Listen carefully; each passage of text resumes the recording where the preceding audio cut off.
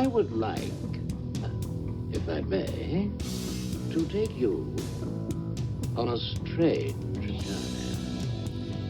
Hello, everyone, and welcome to another edition of Real Estate Realities with the Rebel Broker. My name is Robert Whitelaw, and I am the Rebel Broker. Licensed real estate broker in the state of California, member of the National Association of Realtors. But please don't hold that against me. Welcome to it, folks. A brand spanking new week, Monday, August 1st, 2016. Brand new month, too. Hope you guys had a great July. And as always, I hope you are all set with your goals in line for this week that you're going to try to achieve, whatever those might be. And again, that Google Calendar tool that helps you track goals. Great free tool. It's made it a lot easier for me to track my goals, and I hope it's been doing the same for you.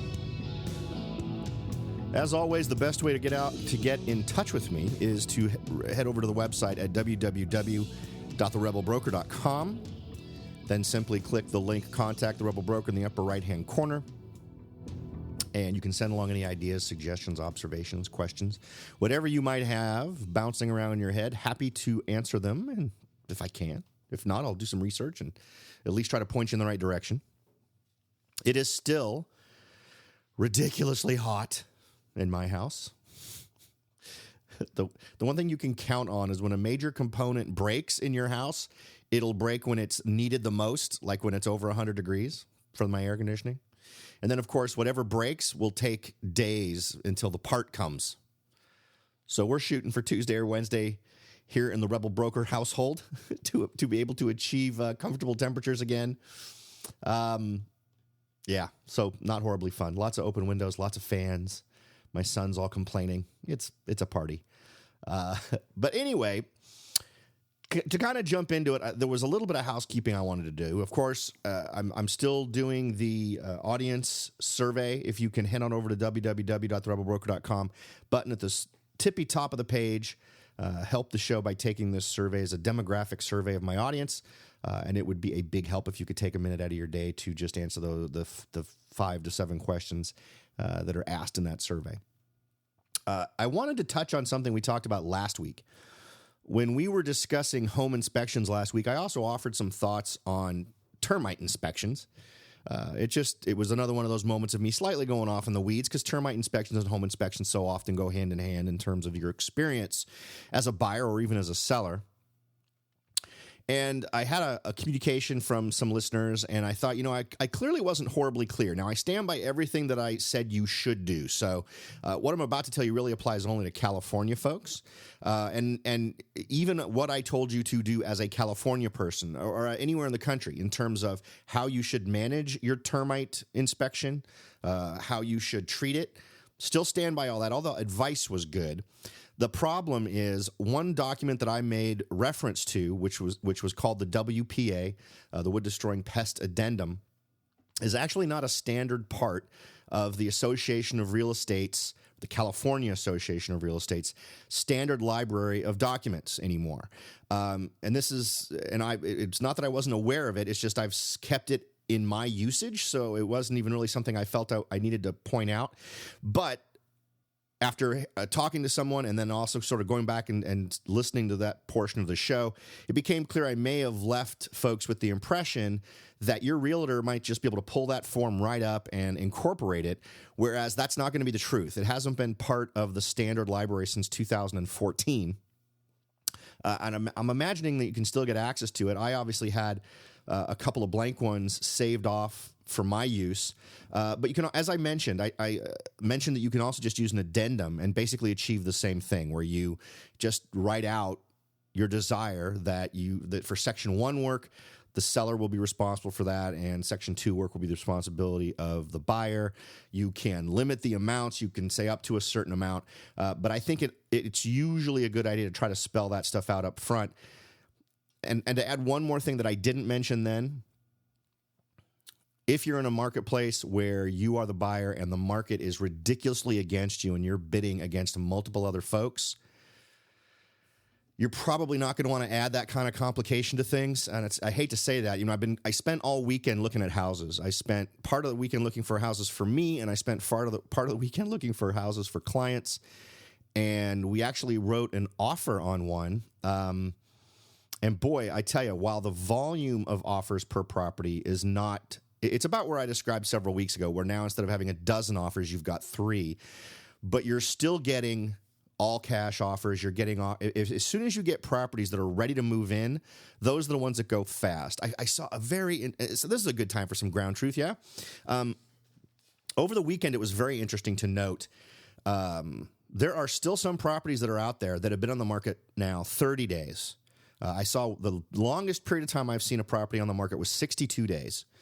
And these are okay properties. Some of them are in challenged neighborhoods. But the point I'm making is that these were homes that would fall into what I've always described as the mainstream search.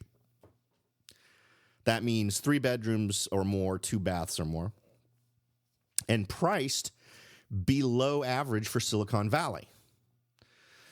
So all very interesting, and the ones that are ready to go, that are in condition, the condition you would want a new property to be in when you're buying it, those are tending to go really fast with multiple offers. But what's interesting is that several that might need updates. I found one that has been on the market now for, I don't remember if it was the 62-day one, but it had been in the market for a very long time, at least 30 days.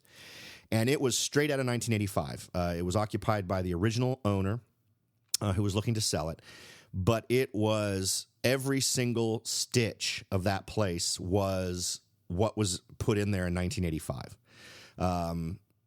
The carpeting, countertops, everything. So it was one of those things where you'd really want to go in there and do some remodeling in a great area, beautiful development, but was still having trouble getting sold. And I found that to be very interesting, because if a property like that had been on the market 4 months ago, my guess is that thing would have sold relatively quickly.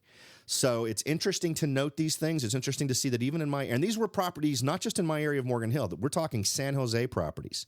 And they weren't northern San Jose, they were southern San Jose. So that might explain some of the softness. But keep in mind, remember, it was just 2 months ago that I sold a 2-bedroom condo in that same area for $641,000. There is no way on God's green earth I could do that today. If I was to enter the marketplace today, if my old sellers from that property were to come and say, Robert, we want to sell this house right now, I would price it probably about the same as what I priced it before. But we priced it at $599, but there's no way that it would sell today for that much over asking price. It just wouldn't. I looked at several 2-bedroom properties over this weekend, and some of them have been on the market for quite a while. And there's definitely the feeling that things have softened. So I just wanted to throw that out there, at least in that segment of San Jose.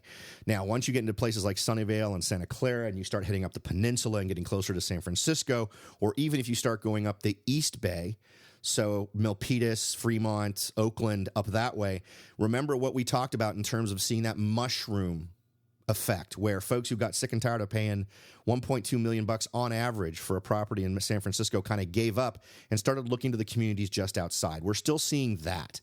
I have another set of clients who are actually looking more in the East Bay, and the competition there is ridiculous, and also the prices are outrageous, and it's ridiculous, the number of offers and then how much way above asking price a lot of these properties are going for. So there's areas of softness, and there's areas that are still fairly robust, but at least we've covered the ground and understand why, right? It's not that a lot of this stuff is a mystery. It's basically forces that we've identified over the course of this show and indicated, it's going to be logical to see these things happening. But, the core point for me, even starting to bring this up, was to point out, for those of you in California, if you take my advice and you go to your real estate agent and say, hey, I heard this guy in a podcast say you need to use the WPA form or the addendum that talks about allocating costs relating to a termite inspection, if they've only been in the business since beginning of 2015, They're not going to know what you're talking about. They will have never seen that form.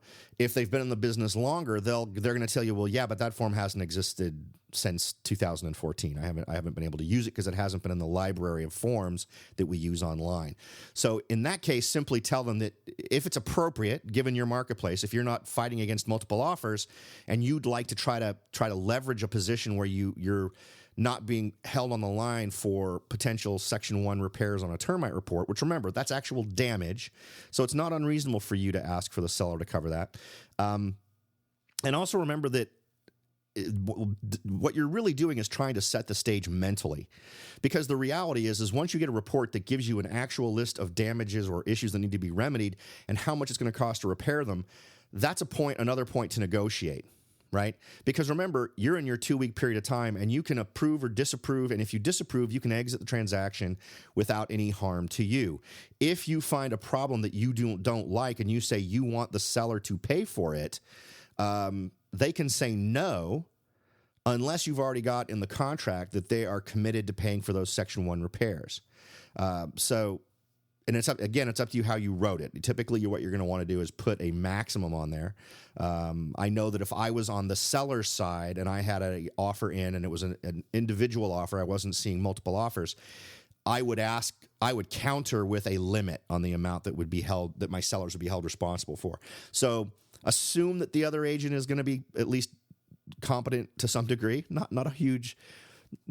Not a great bet. I have had situations where I've asked for the seller in a contract to cover Section 1 items when I'm representing the buyer, and everyone just signed off on that, and it went, because you never know what they'll sign.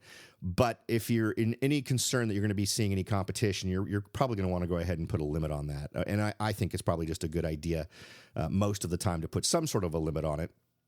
Even if you feel like it's a relatively high one, just to cover it. But that way, if it does go over, then you can start talking about how to handle any overages relating to termite reports. And I'm not sure if I covered this before, but I think I'm almost sure I did, where I've had an agent here in California explain that for a lot of his transactions, termite reports aren't even being required. I have not seen that. I would imagine that it would be one of those situations where you're probably paying a lot more down. I'd have a hard time buying into the whole they're not requiring a termite report for 1% down, 0% down, 3% down. If they're not, that's kind of nuts. And because I know every VA I do, they require a termite. The last Wells Fargo I did, which was a month ago, had a termite required in terms of representing the buyer and what their folks were requiring. So it may be a regional thing too. There may be parts of the country where it's becoming less common for banks to require termite reports. But keep that in mind and ask your lender what they require. All right, let's jump into it. I wanted to cover an interesting article that came out from Forbes. I actually also posted the chart of data that they provided to Pinterest. And this is basically Forbes' take on the top 20 markets for investing in real estate rentals. And they made a couple of interesting distinctions that kind of made it worth our time. And so I thought I'd run down them real quick here, or as quick as we can. Now, the data that they tracked was first the population of the city they're talking about, current employment, the job situation, 3-year population growth, latest home prices, the percent change, versus income price. Next, the home price on average in the thousands, the average rent, the home price rent ratio, and also, and this is what caught my eye, certain markets, it's not feasible to get good cash flow going because of the prices involved and the other numbers involved. So they give this one column where they give you advice on whether or not to split a property. In other words, turn it into multiple rental units. I thought that was just an interesting way to dice this stuff up. It gives you a different way to sort of look at your potential investment. So we're going to go ahead and call out the communities where they've made that suggestion, and something else to leave in your box of tools. If you find you're in a marketplace where, where your individual rental income wouldn't really make it a profitable opportunity for you, if local laws allow and you can sort of subdivide it out or modify it or renovate it in a way that gives you multiple rental units, Well, then you could potentially do that math again and figure out if the purchase does make sense. The next bit of data they handed out was the percent of the population in the community that are renters, 2-year lower paid job growth percent, the percent of folks that are over 65, and the 2015 income per capita numbers for those areas. So I thought that was kind of interesting. And it might be nice to run through some of these numbers, but this is their top 20 list. And what's interesting is so many of these are cities that we have not talked about. Now, a few of them are going to ring a bell, obviously, but there's a few here that I don't think we've really talked about much, and a few that absolutely are gonna sound familiar simply because we've talked about them quite a bit here on the show. Now, number 20 on their list was Grand Rapids, Wyoming, Michigan. With a little over 1 million in population, 2.5% job for their jobs number. 3-year population growth was 3%, so increasing in population. What else did they have here? The average home, and here's what else I like about this list. Just about all of these areas are showing average home prices under $300,000, and I'm a big fan, particularly for just because it means you're getting more utility for your money. I'm a big fan of lower price point barriers for you to jump in and make this stuff happen. Now, the average price, according to this, is $222,000 in this particular market, and the average rent is $891. This is one where they suggest splitting, so buying a property and turning it into multiple units. And the other interesting thing about this data, and I think one that might make it worth you checking out if any of these communities look good to you, is the percent renters. So in this particular community, 27% of the folks are renters. And that can be an indication of how easy it is to make a purchase, right? If it's a super expensive market, and this doesn't sound like a super expensive market, you might expect a higher number or higher percentage of rentals. 2-year lower paid job growth, 6%. And they don't have any numbers here on the folks over 65. I'm assuming there's going to be in that 1 million, some folks over 65, so I'm assuming it's not zero. But the 2015 income per capita was $45,102. Now, before we get any further in this, I really also should lay out for you what they're talking about in terms of this. Their top 20 list is of local markets where the odds of making a good investment in rental property are in your favor right now. And equally important, where the odds of making a bad investment are low because the number of renters is growing in these areas. They winnowed down the top 20 list down from 320 real estate markets. They throw out the markets where the local economy is in poor shape. Then they look at the increase of lower paying jobs in the past 2 years. And here's another interesting thing about these numbers. And it also dovetails with what we've been talking about in terms of the change of the makeup of jobs, right? How a lot of low-end jobs are really what's been getting created over the last 8 to 10 years. And they basically point this out. The increase of lower paying jobs in the past 2 years, which has actually been going on for a little bit longer than that. For several decades now, the U.S. has been changing into a more and more service economy. That is, one with more lower paying jobs. As foreign outsourcing and computerization eliminate better paying manufacturing and middle management jobs, they see this as a major trend that will continue unabated in the near future, creating political problems and producing permanent changes in how Americans live, and particularly in the kind of housing they can afford. I think that's a really interesting point. If we buy into this, and I don't think it's unreasonable to buy into this, and it would be interesting to sort of spend a little brain power thinking about how the automation issues that we've talked about in the past might play into this. But if this is right, it changes the makeup of how folks would potentially secure housing in the future, right? It may mean that folks have to rent longer. It may mean that folks decide simply to not buy because their income levels never reach the point where they feel comfortable taking on that level of debt. Let's see. This list is not tracking things like foreclosed homes or any of that kind of stuff. The good returns that they foresee in the markets they've chosen are due to strong fundamental demand over the course of future years, not quick flips. So this is less aimed at those of you who would want to buy and flip, and more aimed at those of you who are looking for what is projected to be a very stable marketplace, which is going to give you a good, steady stream of reliable renters. So that's just, I wanted to give you the lay of the land. There on some of these markets, you'll do just fine buying a property and renting it out as it is, with maybe just a little bit of fixing up. In others, the cost of buying is so high that you won't be able to get the rent you need for a good return. And in these markets, you should buy a property and split it into multiple rental units, or you should consider buying an apartment building. So that's what the whole split thing is about. And we'll note those as we go through it. Now, Grand Rapids, Wyoming, Michigan was in fact one of the markets they talked about going for a split, which might be a place where you want to start thinking about buying a duplex or a quad or something with more than 4 units as an investment. Now, granted, the prices are going to be higher for those, but given what I'm seeing here, I'll bet you can get into a duplex in an area like that for what would be a reasonable price in a lot of other marketplaces. All right, next on the list, Salt Lake City, Utah, 1.1 million. 2.8% job rating, 4% population growth. This is also another community where they recommend splitting or buying a unit and turning it into multiple units, or buying an already existing multiple unit setup. Average rent is $1,057.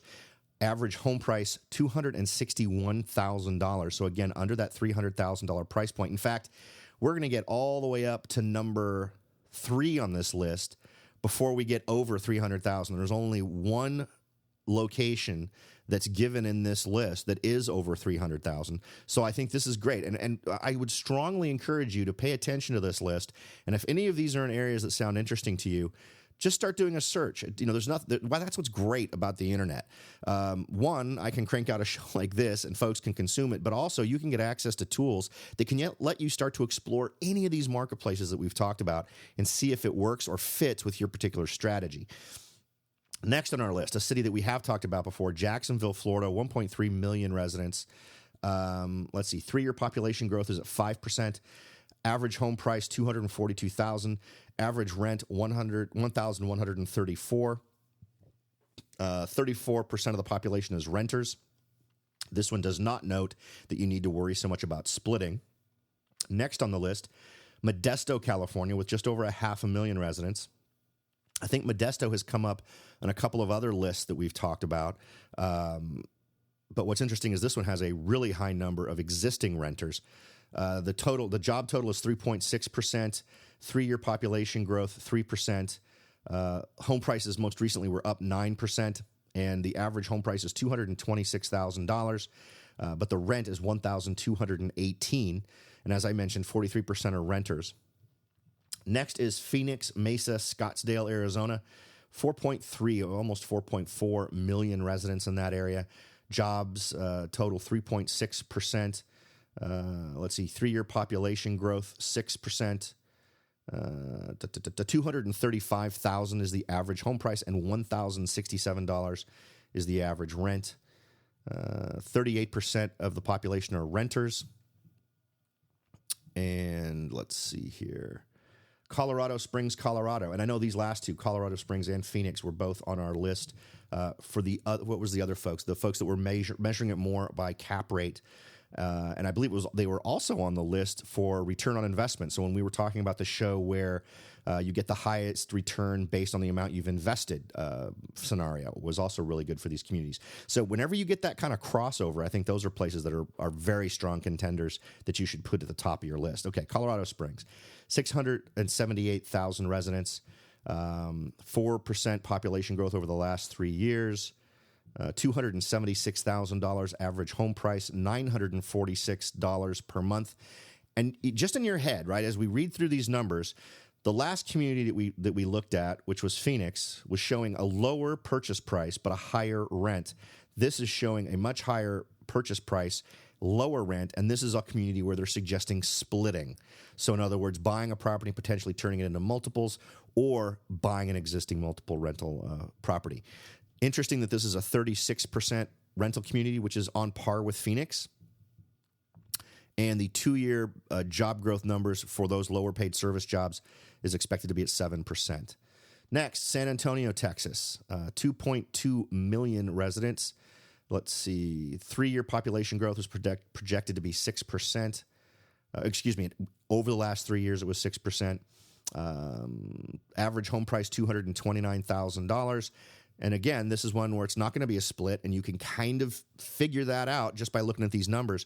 $229,000 acquisition price, but rent is $1,003. So much less expensive than Colorado Springs and even less expensive than Phoenix, but rents reaching up to being on par with what you're seeing in Phoenix, Mesa, Scottsdale.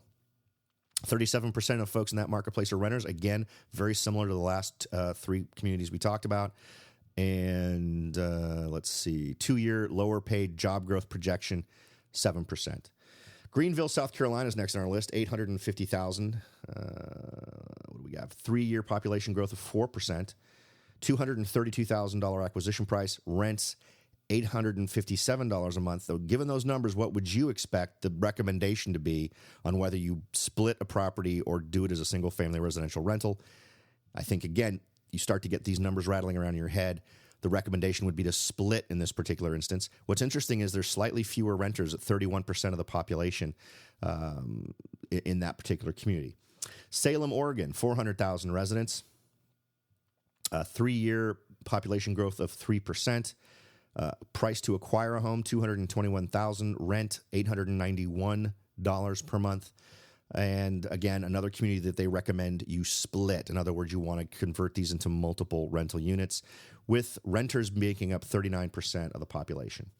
Next on the list, and one that's been on the list a lot, crosses over on a lot of the different lists that we've looked at, Las Vegas, Paradise, Nevada, 2 million residents with 6% population growth over the last 3 years.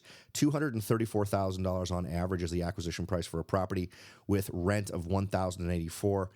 This one, it doesn't recommend that you split this one. You can get yourself a single-family residential unit or any other rental type unit. And, here's something else. I in a previous show, I kind of poo-pooed the idea of Las Vegas because you're in competition with the Strip, right, where everybody wants to go to the Strip, or at least that was my assumption.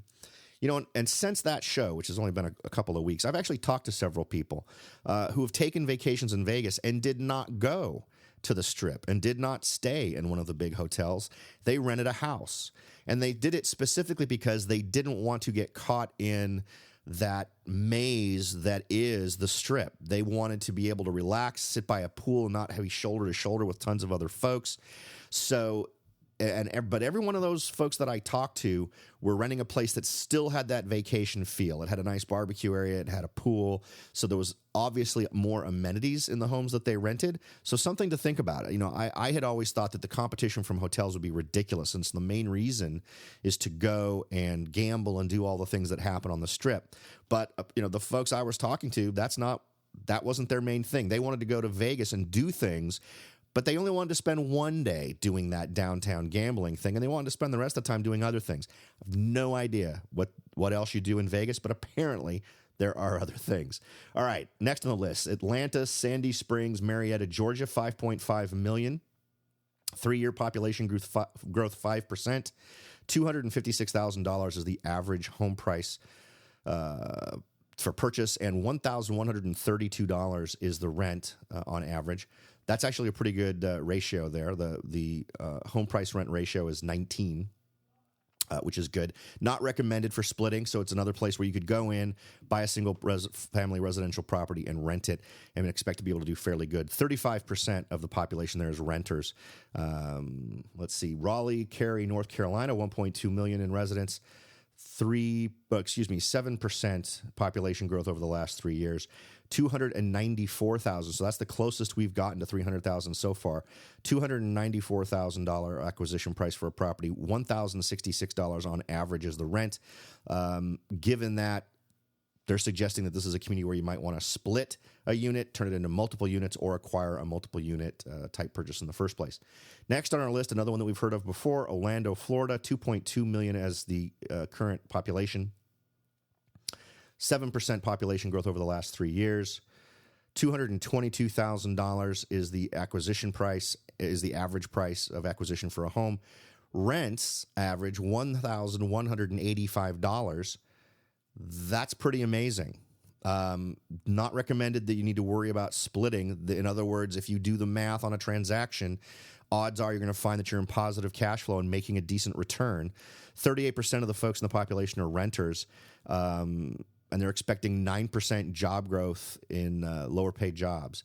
So that's an interesting one. That's kind of an attractive one for me in terms of just how the numbers play out. Next on the list, Charlotte, Gastonia, Concord, North Carolina, South Carolina, 2.3 million is the population. 6% increase over the last 3 years in terms of population growth. Average home price, $265,000. Average rent, $992, and that is a community that they suggest splitting, so turning a single into a multiple in terms of number of rental units.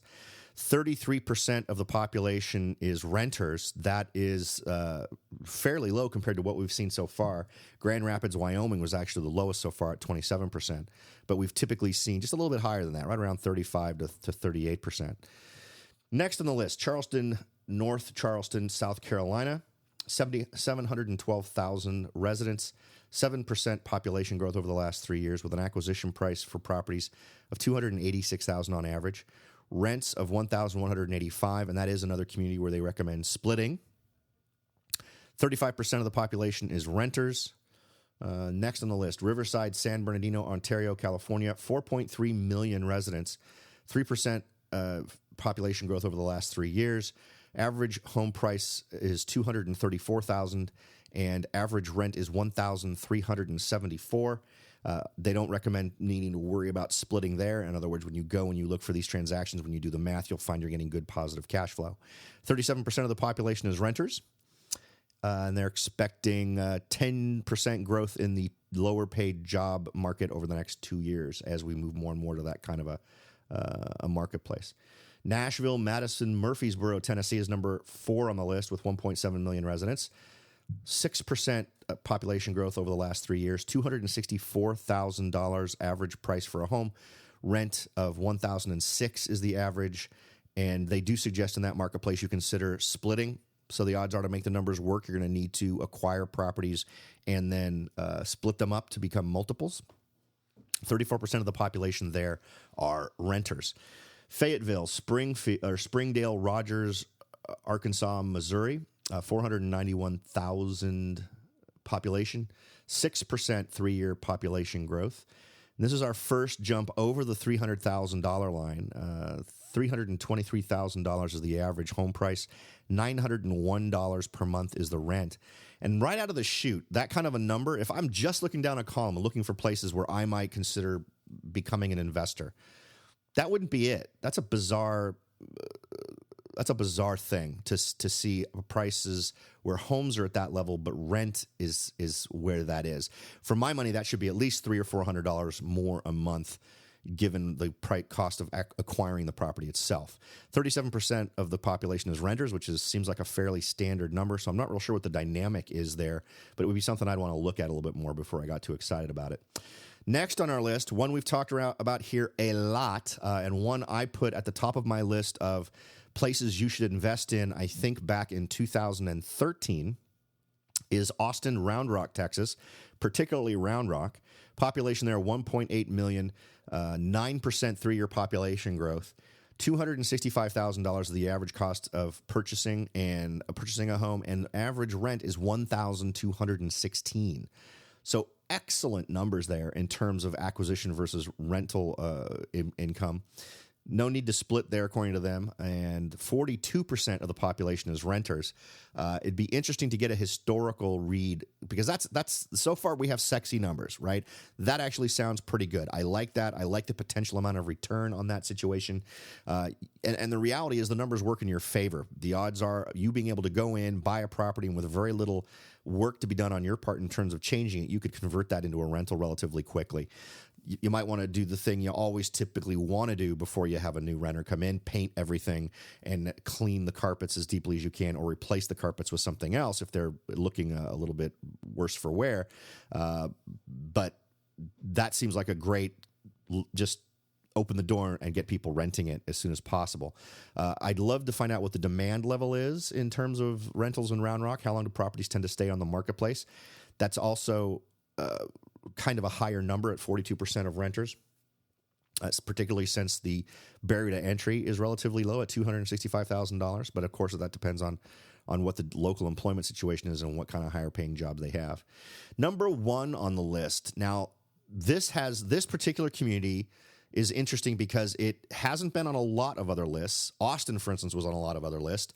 Charleston was on the other list. Charlotte was. Orlando was. Las Vegas was big time. San Antonio was. Colorado Springs was. Phoenix was. This one has been on lists, but not on all of our lists. Not a lot of crossover.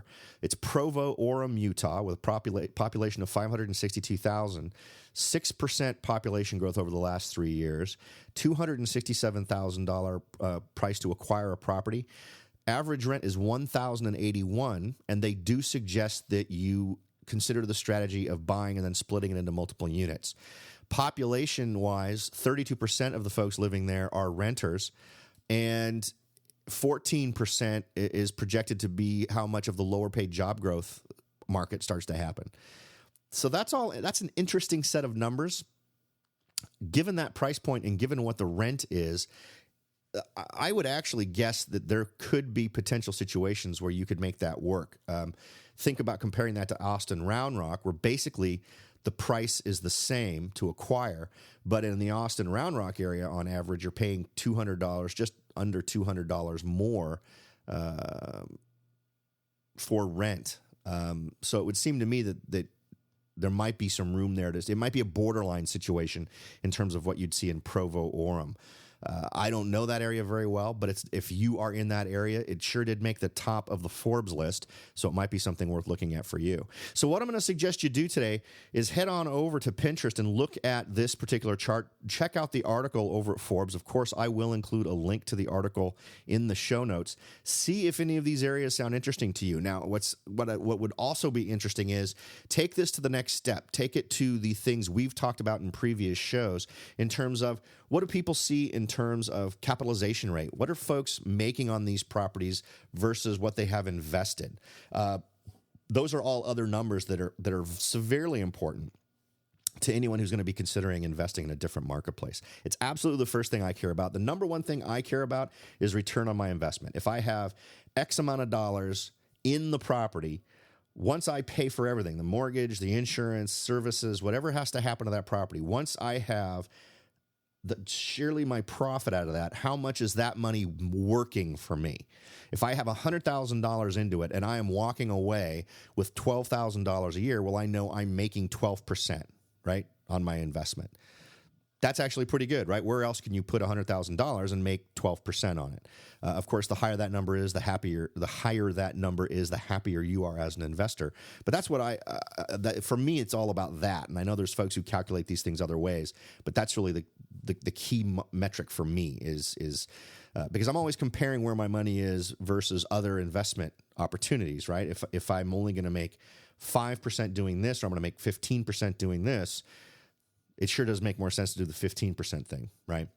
Of course, in my case, there's also the reality that I feel a heck of a lot more comfortable in the real estate world, and I feel very comfortable that I can continue to get a relatively high rate of return on investments I make because I'm doing my homework. Whereas if I know people are making 15% or 20% doing stock market style investing, I'm going to feel less comfortable doing that because I don't have a comfort level for that. So how do you get over that? Do what I just suggested. Pick some of these communities, start a search on Realtor.com, start processing the properties that are out there as if you were going to buy them. Build that comfort level. Just because you don't actually drop the dime, so to speak, and write an offer and buy a place doesn't mean that that's not helping you. You are building knowledge every single time you run through the drill of evaluating a property as an investment. And then at some point you're going to do that and you're going to realize, you know what? The stars have aligned. I've done this so many times now. I'm comfortable with the outcome. I have the money to do it. I have the resources. I'm going to go ahead and jump in and do it. And once you do, I think you'll find that it's pretty addictive and it's a great payoff for hard-won knowledge that you've gained through doing the analysis that we talk about here and kind of bringing all these numbers into focus for you so that you can see what investments make the most sense. All right, folks. It's still super hot over here. I look forward to some repaired air conditioning I hope that you're staying cool wherever you are. I absolutely appreciate you making the show a part of your daily routine. And also, I want to thank you for making July what it looks like a record-setting month in terms of number of subscribers. So thank you very much once again. Thank you all for listening. I'll talk to you all next time.